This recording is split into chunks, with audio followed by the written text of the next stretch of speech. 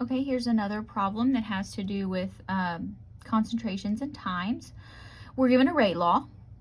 So what order is this reaction? Hopefully you're going to say, Dr. B, that's first order. Good. We're given a K. Maybe you can say, Dr. B, it's first order because of the units of K. Yes, that's correct. I don't care how you determine it. Make sure you know it's first order. We're given an amount, we're given a volume, and we want to know how much remains after 1 minute. So here we're dealing with amount versus time. So this rate law is not going to be helpful. We need to use the integrated rate law, first order, which is going to be just like what we did up here. But we're going to have to do a little bit of work first, but let's go ahead and write out what we're going to be doing. Natural log N2O5 at 1 minute. What's our rate constant in seconds? Okay, seconds and minutes, can we do math with those? Not directly. How long is a minute? Please tell me, Dr. B, it's 60 seconds. Good. So at 60 seconds equals negative K, 0.00840 inverse seconds times 60 seconds, so those cancel out, plus natural log of our initial concentration.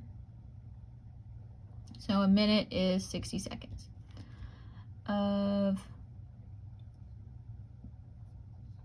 we don't know what our initial concentration is yet, because right now we have moles and liters. Remember, molarity is moles over liters. 2.5 moles over 5 liters. Dr. B, that's 0.5 molar. You are right.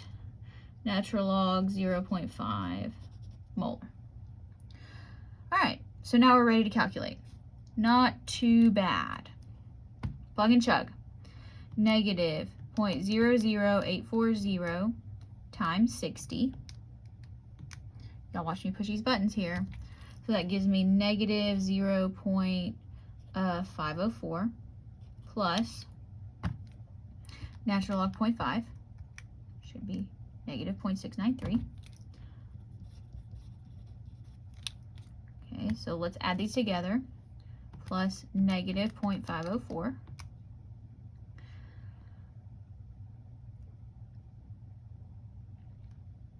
So here I got negative 1.197. 97. And then we'll put molarity on out there.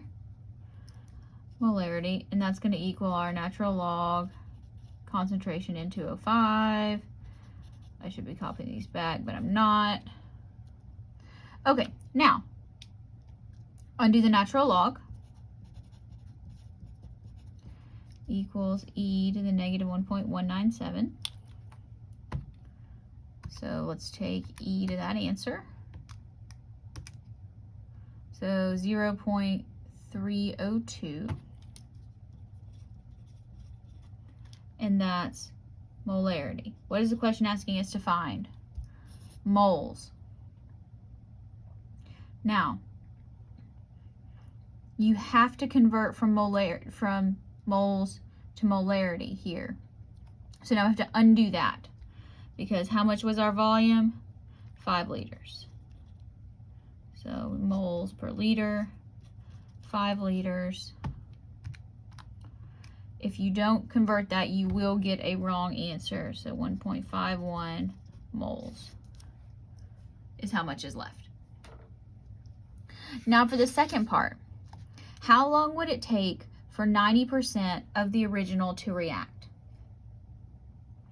All right, you can use the same linear form of your integrated rate law, which is what I'm going to do, and use properties of logarithms, or you can use the fractional form.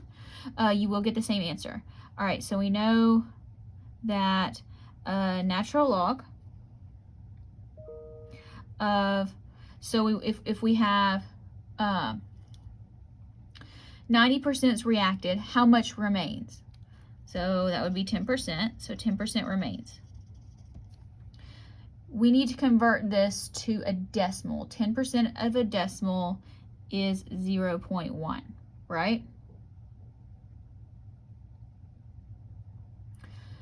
So it's that much of what we started with. Original concentration of N2O5 at time 0. That's what this represents here. 90% is reacted, 10% of it's left. So 10% is left represents natural log of 0.1 times the original concentration. Negative KT, so this is going to be 840 seconds to the minus 1 times T, that's what we're solving for, plus natural log of original concentration N2O5. Okay, so what we need to do is we need to get T by itself. So let's subtract this. What happens when you subtract logarithms? That means the same thing as what? Dividing them, right? When you subtract logarithms, you can divide. N2O5 at time 0. Those go away. Excuse me. Okay, so that's gone away now. So here we're left with natural log 0.1 equals negative 0.00840 inverse seconds times time. Plug and chug here. When we divide by inverse seconds, we're going to get a positive value. You don't want to get a negative value of time. That's not possible. It's not physics class. We're not talking about relativity. Natural log 0.1 divide by negative 0.00840. So we get T equals 274, get the correct unit, seconds.